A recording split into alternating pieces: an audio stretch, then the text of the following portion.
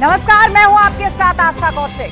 सबसे पहले आपको इस वक्त का बड़ा अपडेट दे दे। अभी तक जिन सीटों पर मतदान चल रहा है, कितना मतदान अभी तक कहां हुआ है। फैजाबाद सीट पर 40.08% मतदान की खबर है। तो वहीं बात करें बांदा सीट की, तो वहां 1 बजे तक 40.15% मतदान हुआ है। तो ये दो महत्वपूर्ण अपडेट सामने आए हैं। फैजाबाद सीट पर 40.08% वोटिंग हुई है, तो बांदा सीट पर 40.15% वोटिंग हुई है। और ये दोनों ही आंकड़े दोपहर 1 बजे तक के हैं। तो एक एक करके जिन सीटों पर आज चुनाव हो रहे हैं, उत्तर प्रदेश आपको अपडेट पहुंचा रहे हैं कि 1 बजे तक कहां कितना मतदान हुआ है। उसमें फैजाबाद और बांदा सीट का डेटा सामने आया है। फैजाबाद में 40.08% और बांदा में 40.15% वोटिंग हुई है।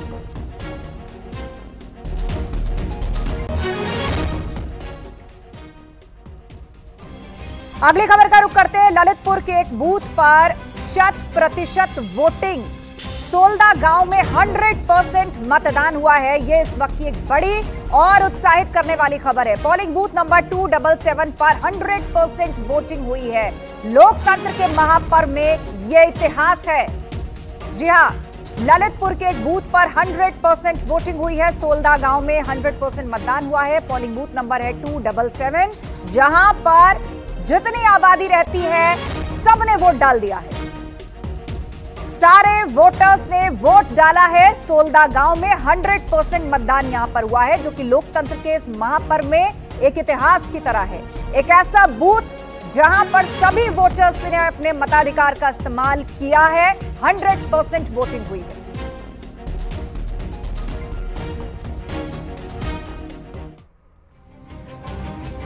समाजवादी पार्टी के प्रवक्ता अनुराग भदौरिया ने लखनऊ में मतदान किया, साथ ही बीजेपी पर उन्होंने निशाना भी साधा।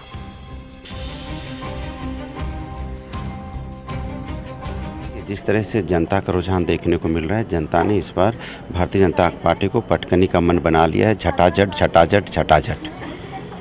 और आप जो देख रही हैं, जिस तरह से जनता का रुझान आ रहा है, वो भारतीय जनता पार्टी को भगाएगी सत्ता से। सरपट सरपट सरपट सटापट। इस बार इंडिया गठबंधन सरकार बनाएगी फटाफट फटाफट फटाफट। क्या ना, इंडिया गठबंधन पूरी तरह से पूरे उत्तर प्रदेश में लोकसभा और विधानसभा में पूरी तरह से जीत रहा है। कहीं कोई टक्कर नहीं है, वो आप देख सकते हो। जनता का जिस तरह से वोट का रुझान है, जनता जिस तरह से धूप में भी सत्ता को हटाने के लिए आ रही है, वो अपनी तकलीफ़, जो दर्द मिला है जनता को भारतीय जनता पार्टी की सरकार से, वोट के माध्यम से अपना दर्द दूर करेगी। और 4 जून को आपको देखने को मिलेगा कि एक ऐसी सरकार को सत्ता से हटा देगी जिसने जनता की कभी नहीं सुनी, सिर्फ धन्ना सीटों की सुनी। और अगली खबर का रुख करते हैं। लखनऊ में आरएलडी के राष्ट्रीय प्रवक्ता अनिल दुबे ने भी अपने परिवार के साथ चित्रगुप्त नगर वार्ड के बेसिक प्राथमिक विद्यालय कनौसी में वोटिंग की है। अनिल दुबे ने भोला खेड़ा बूथ संख्या 100 पर मतदान किया है। उनके साथ पार्षद नरेंद्र पाल पप्पू भी मौजूद रहे। तो वोटिंग की तस्वीरें अलग अलग जगहों से सामने आ रही हैं। आम खास सभी लोग वोट डाल रहे हैं। आरएलडी प्रवक्ता अनिल दुबे भी परिवार समेत वोट डालने के लिए पहुंचे। भोला खेड़ा बूथ नंबर 100 पर उन्होंने वोटिंग की है। तस्वीर आपके सामने है। आरएलडी प्रवक्ता अनिल दुबे ने वोटिंग की है। अपने परिवार के साथ वो पहुंचे और उन्होंने अपने मताधिकार का इस्तेमाल किया।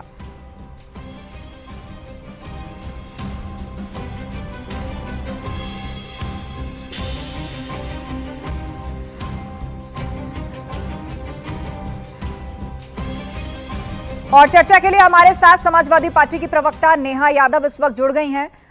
नेहा, जिन सीटों पर आज मतदान चल रहा है, बहुत सारे मुद्दे हमने चुनाव प्रचार में हाल ही में देखे।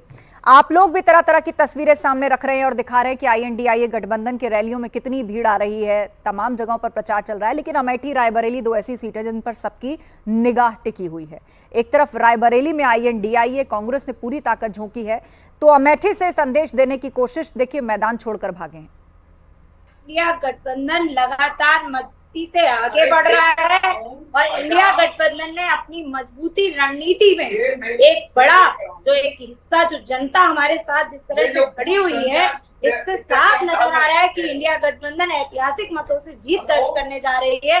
हमारा पहला, दूसरा, तीसरा, चौथा, चारों चरण में बहुत मजबूत परिस्थितियां रही हैं और 5 चरण में भी हम लगातार जीत की ओर अग्रसर है। इससे भारतीय जनता पार्टी में हताशा और निराशा साफ नजर आ रही है। जिस तरह से कल अमित शाह ने गुस्से में अपने कार्यकर्ताओं और नेताओं को डांटा है, वो साफ नजर आ रहा है कि इनकी रैलियों में भीड़ नहीं इकट्ठी हो रही। और आदरणीय अखिलेश जी और राहुल जी की रैली में बड़ी संख्या में जनमानस, अचानक से लाखों लाख संख्या में जनमानस आ गया। इससे साफ नजर आ रहा है कि इंडिया गठबंधन की तरफ भारतीय जनता पार्टी के खिलाफ एकजुट मतदान होने जा रहा है और इंडिया गठबंधन ऐतिहासिक मतों से जीत दर्ज करने जा रहा है। कि ऐतिहासिक मतों से जीत दर्ज करने जा रहा है इंडिया ये गठबंधन। इस बीच हमारे साथ वरिष्ठ पत्रकार ज्ञानेश जी भी जुड़ गए हैं स्टूडियो से। बहुत स्वागत है ज्ञानेश जी आपका न्यूज 18 पर। आपसे यही जानना चाहेंगे कि आज जिन सीटों पर मतदान हो रहा है उसमें सबसे ज्यादा चर्चा अमेठी रायबरेली की है। सोनिया गांधी रायबरेली से संदेश दे चुकी हैं कि मैं अपना बेटा आपको सौंप रही हूं, तो बीजेपी पूरी कोशिश, पूरा जोर इस बात पर लगा रही है कि ये तो मैदान छोड़कर भाग गए, गांधी परिवार डर गया, कांग्रेस खात्मे की ओर है। नहीं, ये जो अमेठी छोड़ना वो तो एक परसेप्शन वाइज कांग्रेस इसमें डाउन हुई है, इसमें दो राय नहीं है।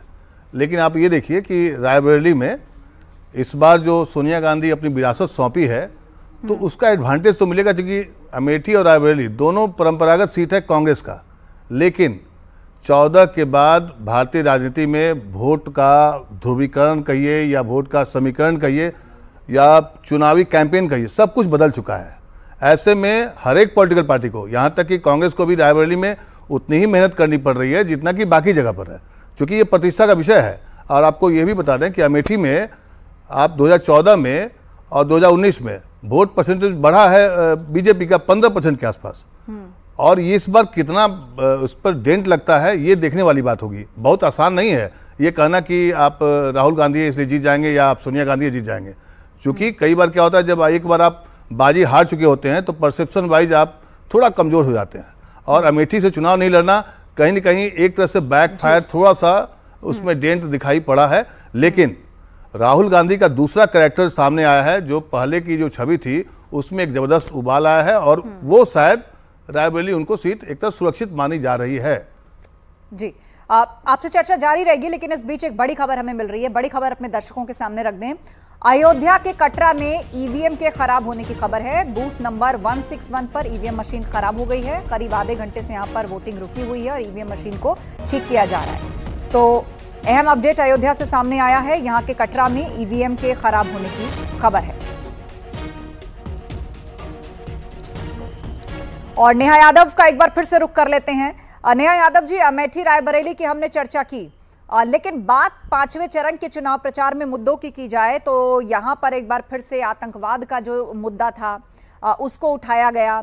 400 पार को लेकर मुख्यमंत्री योगी आदित्यनाथ ने कहा कि 400 पार सुन के विपक्ष को चक्कर आने लगते हैं। वही आप लोगों की तरफ से भी इसका जवाब दिया गया।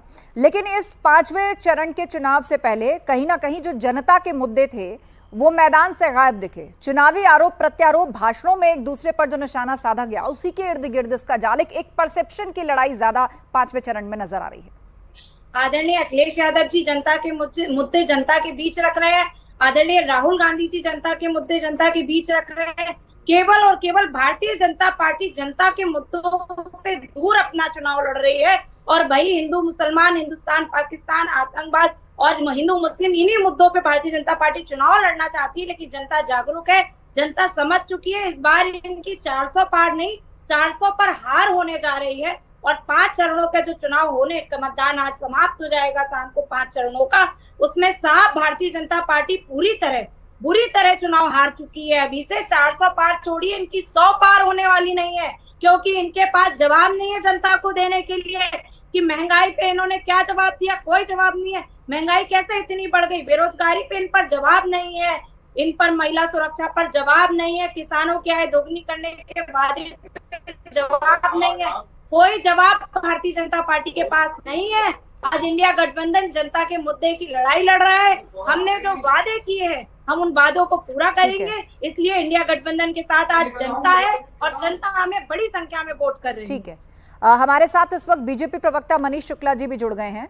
मनीष जी, विपक्ष लगातार ये कह रहा है कि हमने जनता के मुद्दों को नहीं छोड़ा, हमने केवल भाषणबाजी या परसेप्शन की लड़ाई नहीं लड़ी, हम जनता के बीच में जाकर अपनी बातों को रख रहे हैं। तो वहीं बीजेपी है वो ये जान चुकी है कि 400 पार का जो नारा था अब वो कहीं पीछे छूट चुका है। लगातार 5वें चरण की आज जो वोटिंग हो रही है उसके बाद विपक्ष इस बात को जनता के बीच में रख रहा है कि बीजेपी चुनाव हार रही है। आप 400 पार तो क्या अभी बहुत पीछे है। चलिए, विपक्ष को आपने समय भी ज्यादा दिया इसलिए उनको बोलने का मौका ज्यादा लग गया है। लेकिन देखिए, देश में एक परिवर्तन आया है कि जो लोग राम को काल्पनिक बताते थे, आज रायबरेली में उतरते ही उन्हें राम भक्त हनुमान के शरण में जाना पड़ रहा है। एक बड़ा परिवर्तन है और इसी से समझ में आ रहा है कि साउथ में रह के सनातन पर हमला करने वाले उत्तर में जब आते हैं तो उनको हिंदू मंदिरों में जाना पड़ रहा है, यानी लड़ाई उनकी कठिन है। और प्रयाग की बात अभी कल हो रही थी, घोर अव्यवस्था और घोर अराजकता का प्रकटीकरण कल हुआ है वहां। और ये मूल चरित्र है समाजवादी पार्टी का, जो अपने नेताओं के भी आह्वान को, अपील को नहीं सुन पा रहे हैं। यानी उन्होंने संदेश दे दिया है कि हम जैसे 90 से लेके 2017 तक थे आज भी वैसे हैं। अगर हमको कभी शक्ति मिली तो जैसे हमने आज अपने अखिलेश यादव राहुल गांधी का मंच तहस नहस किया, जैसे 12 से 17 के बीच उत्तर प्रदेश को तहस नहस किया था, जैसे 2004 से 14 के बीच भारत को कांग्रेस ने तहस नहस किया था, इसी तरीके से हम देश को का हाल करेंगे। और जनता ने कल देख लिया है इनका आचरण। और कल के आचरण के बाद जो वेग है, सुनामी है भारतीय जनता पार्टी की, वो चल रही है। 39 सीटों पर पहले चुनाव हो गया है, 5वां, 6वां, 7वां मिला के उत्तर प्रदेश में 41 सीटें बची हैं। 41 में 41 सीटें भारतीय जनता पार्टी जीतेगी, क्योंकि हमने विकास भी किया है। हमने जो हमारा जो पुरातन था उसको संजो के रखा है। और साथ ही साथ कल की घोर अराजकता से जनता को समझ में आ गया है कि दरअसल ये अपराधी, अराजकतावादी और इस तरह के व्यवस्थाओं को छिन्न भिन्न करने वाले लोग हैं इंडी गठबंधन में। तो ऐसे लोगों को जनता कभी भी स्वीकार नहीं करती है। और उत्तर प्रदेश की जनता को याद है पुराने दिन, और कल उन्होंने उसको फिर से कुरेद के दिखा दिया है कि हमारा असली चेहरा यही है। मनीष जी, फूलपुर की सीट पर जो भीड़ की तस्वीरें वायरल की गई INDIA गठबंधन की तरफ से, उसके तमाम सहयोगी दल उन तस्वीरों को सामने रख रहे हैं और कह रहे हैं कि ये है असली चुनाव और जनता यहां पर चुनाव लड़ रही है। तो उसको लेकर इस तरह का माहौल सोशल मीडिया के माध्यम से और जिस परसेप्शन का मैं जिक्र कर रही थी रखा जा रहा है कि देखिए यहां तो जनता मैदान में है, नेता नहीं। आप 1-2 लाख लोगों को, जैसे मोदी जी की रैली में लाखों लोग बैठते हैं, आप बैठा दीजिए और 5000 अराजक लोगों को खड़ा कर दीजिए, तो 4-5 हजार की भीड़ ऐसी लगती है जैसे धुएं का जो गुब्बार होता है, लेकिन उस गुब्बार में कोई ताकत नहीं होती है। ताकत होती है जो शांति से अपने नेता को सुनते हैं, उनकी नीतियों को समझते हैं और उन्होंने 10 साल में क्या किया उसको सुनकर जब बूथ पर जाते हैं तब वो वोट डालते हैं। और ये जो 4-5 हजार अराजक लोगों को उन्होंने एकत्रित किया, उन्होंने जिस तरीके से अराजकता की, छोड़कर भागना पड़ा राहुल गांधी और अखिलेश यादव को मंच, क्या यही तस्वीर रखना चाहते हैं देश की? यही तस्वीर दिखाना चाहते हैं उत्तर प्रदेश की? इसी तरह की तस्वीरों को दिखाने के नाते से ये उत्तर प्रदेश कुख्यात हो गया था, दंगों के प्रदेश के नाम पर, अपराधियों के प्रदेश के नाम पर, कट्टे और दुपट्टे की राजनीति के नाम पर, जिसको योगी जी ने बदला है पिछले 7 वर्षों में। 10 सालों में उत्तर प्रदेश का विकास हुआ है नरेंद्र मोदी जी के नेतृत्व में। अडानी और अंबानी का 5000 के अराजक तत्वों एक सेकंड नेहा जी, मनीष जी 10 सेकंड बात पूरी कीजिए, उसके बाद नेहा यादव इस पर जवाब देना चाहती हैं, बोलिए। बिल्कुल, 2022 में भी ऐसी ही गुंडागर्दी अखिलेश यादव के नेतृत्व में शुरू हुई थी और जनता ने जवाब दिया था। फूलपुर और प्रयागराज की तस्वीर राहुल और अखिलेश के समर्थक और राहुल और अखिलेश के असली चरित्र को बता रहे हैं। ठीक है, नेहा यादव जी आपका जवाब। कटोरा लेके बैठी है राम मंदिर के बाहर, आपको जनता ने अस्वीकार कर दिया है। जनता ने मार दिया, आप लोगों ने अस्वीकार किया है हमें, माफियाओं ने अस्वीकार किया है हमें और हमको इनकी जरूरत भी नहीं है। तो मुझे लात मार देना। आज उसी प्रधानमंत्री की बात को मानते हुए देश की जनता ने लात मारने का मन बना लिया है। ठीक है, आप दोनों अपनी अपनी बात रखिए और अच्छा हुआ मेरे चुप कराने से पहले ही आप दोनों खामोश हो गए। लेकिन आपको बता दें कि इस सबके बीच एक बूथ ऐसा भी है ललितपुर में जहां से ये खबर आई है, क्योंकि मतदान बढ़े यही कोशिश हर पॉलिटिकल पार्टी कर रही है, राजनीति से ऊपर सबके वोटर घरों से बाहर निकले। तो इस बीच एक अच्छी खबर ये है कि यहां पर एक बूथ है 277 जहां पर 100% वोटिंग अभी तक हो गई है। दोपहर के 2 बजे के आसपास का वक्त है और खबर ये आई है ललितपुर से कि वहां पर एक बूथ है 277 जहां पर 100% मतदान हो गया है।